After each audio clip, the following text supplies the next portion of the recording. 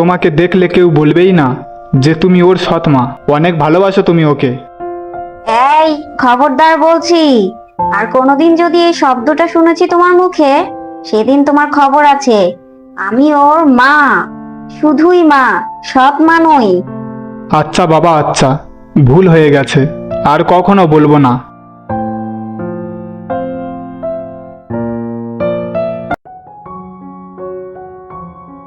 মা, ও মা, নানি এসেছে। দেখো মা, নানি এসেছে। আরে আরে মা, কতদিন পর এলে। এতদিন পর তোমার মেয়ের কথা মনে পড়লো। চলো চলো, ঘরে চলো। এই মেয়ে, যা তো আমার জন্য একটু পানি নিয়ে আয় তো। আমার অনেক তেষ্টা পেয়েছে। মা, ও তো ছোট মানুষ। তুমি ঘরে চলো, আমি তোমার জন্য শরবত বানিয়ে দিচ্ছি। ও খেলুক। যা, তুই খেল মা। আমার বলে তেষ্টায় গলা ফেটে যাচ্ছে, আর তুই আমার কথা না ভেবে ওই সৎ মেয়ের কথা ভাবছিস? কি সব উল্টো পাল্টা কথা বলছো মা? ও সৎ হতে যাবে কেন?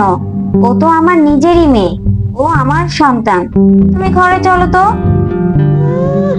সন্তান? সন্তান না ছাই, সৎ মেয়ে। এসব ন্যাকামো বাদ দিয়ে নিজের সন্তানের কথা ভাব। আচ্ছা হয়েছে, মাথা ঠান্ডা রেখে এবার ঘরে চলো তো। অনেক দূর থেকে এসেছো, আর তোমার তো তেষ্টাও নাকি পেয়েছে। চলো ঘরে চলো, আমি তোমাকে পানি এনে দিচ্ছি।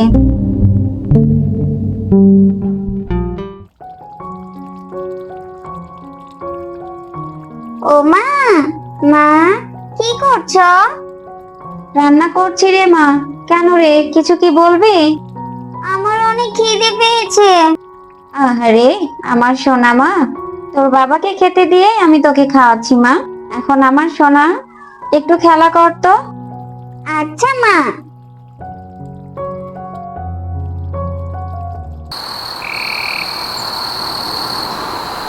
দেখ মায়া, সংসারে যদি নিজের সন্তান না হয় তাহলে কিন্তু শান্তি থাকে না।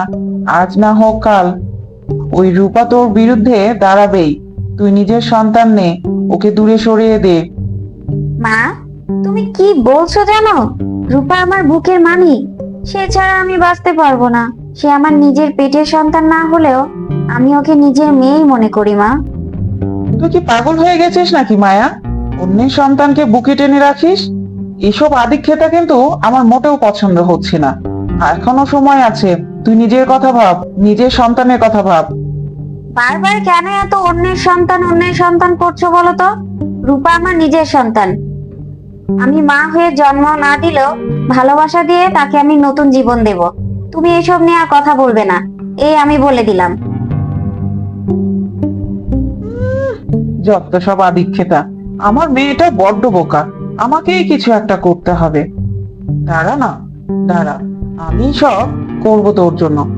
আমি তো জানি ওই মেয়েটা তোকে জাদুটনা করেছে। এই সম্পত্তি তোর হতে হবে, তারই ব্যবস্থা করবো আমি অতি তাড়াতাড়ি। নানি, ও নানি, আমার সাথে খেলা করো না। হতচ্ছাড়া মেয়ে, কে তোর নানি?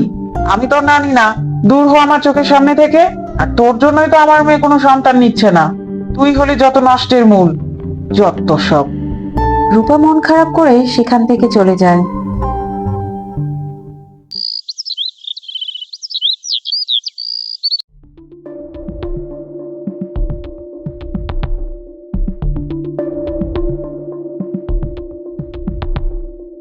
সাধু বাবা, আমার মেয়ের সংসারটা একেবারে ওই মেয়েটা দখল করে নিয়েছে। আমাকে এমন কিছু উপায় বলে দিন যাতে আমার মেয়ের সংসারে কাটা একেবারে শেষ হয়ে যায়। উপায় একটা আছে। তোকে ওই মেয়ের কাপড় আর চুল এনে দিতে হবে। তবে আমি ওই মেয়েটাকে মন্ত্রে বেঁধে দেব। আস্তে আস্তে সে দুর্বল হয়ে যাবে এবং এক সময় সে মারা যাবে। ঠিক আছে বাবা, আমি তাড়াতাড়ি আপনাকে সবকিছু এনে দিব।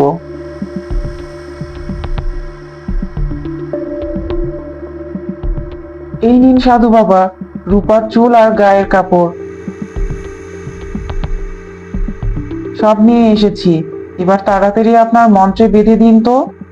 সাধু মন্ত্র পড়ে ধোঁয়া ছাড়তে থাকে। নানি মনে মনে ভীষণ খুশি হচ্ছিল।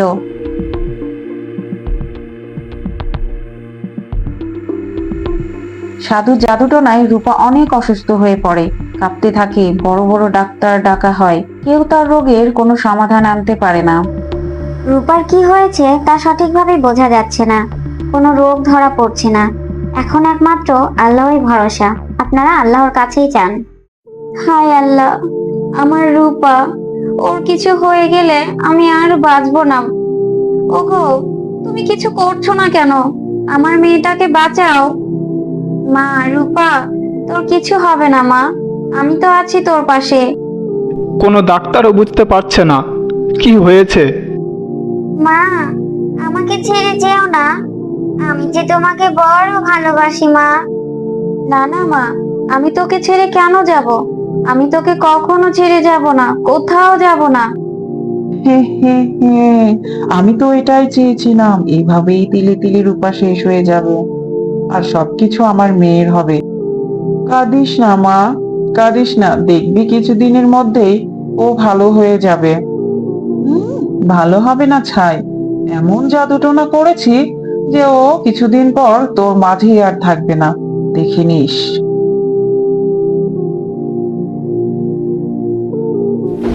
রাতে ঝড় বৃষ্টি শুরু হয়। রূপার সৎ নানি বাহির থেকে ফিরছিল। আচমকা ঝড়ে গাছ ভেঙে তার গায়ের উপর পড়ে যায়। নানি চিৎকার করে ওঠে, ওরে কে আছিস রে, আমাকে বাঁচা, আমাকে বাঁচা রে, মায়া কোথায় তুই, আমাকে বাঁচা রে মা। আরে, এটা নানির আওয়াজ না? নানি মনে হয় কোনো বিপদে পড়েছে।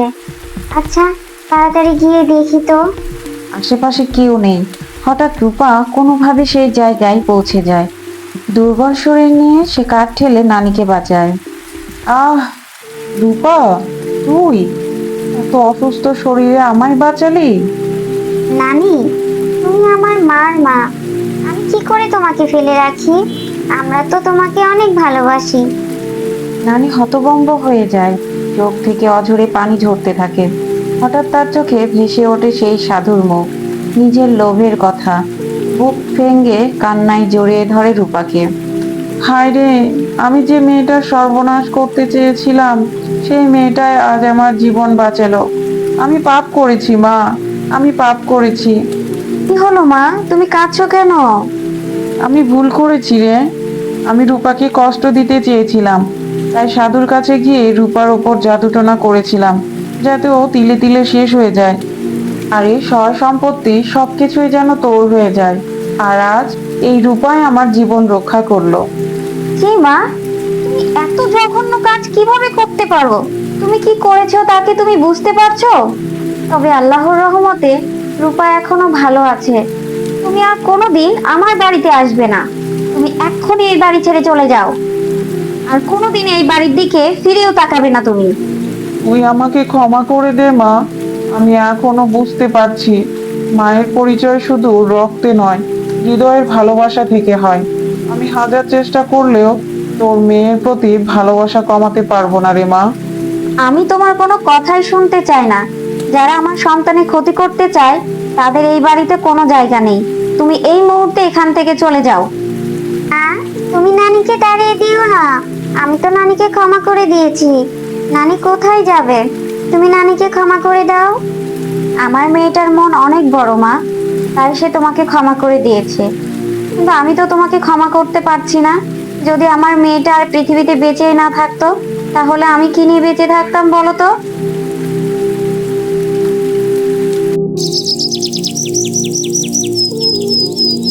এরপর মায়া সাধুর কাছে যায় এবং রূপার ওপর থেকে সব জাদুটোনা উঠিয়ে নেয়। এরপর রূপা তাড়াতাড়ি সুস্থ হয়ে যায়। তখন থেকে সবাই মিলেমিশে বসবাস করে।